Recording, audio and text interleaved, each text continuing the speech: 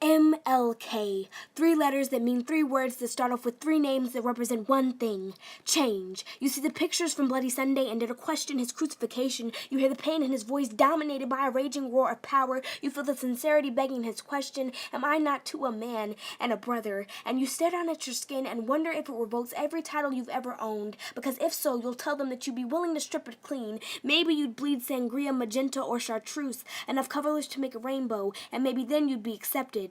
The wisdom, how we took advantage of choice is what we look up to. We admire all that he has seemingly done, and we say it will continue on like a mighty stream. But we forget that emotional scars run deep, like still waters, and we forget that waters drown and currents get rough, and that sometimes moving doesn't mean going forward, and that people are afraid to unite, so instead they divide.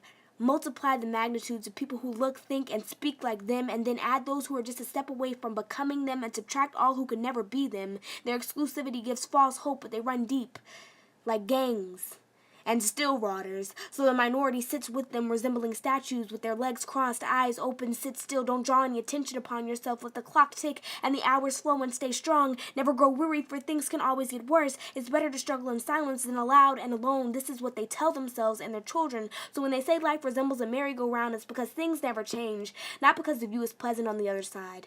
They run in circles until a child comes who refuses to spin, whose views are as bright as the morning sun, whose tears resemble fresh dew on a blade of grass, whose tears cleanse. And don't hold tight to hate, but cling to remorse, who's genuine, and they dare to speak and say, let justice roll down and righteousness flow like an ever-flowing stream, and they dream.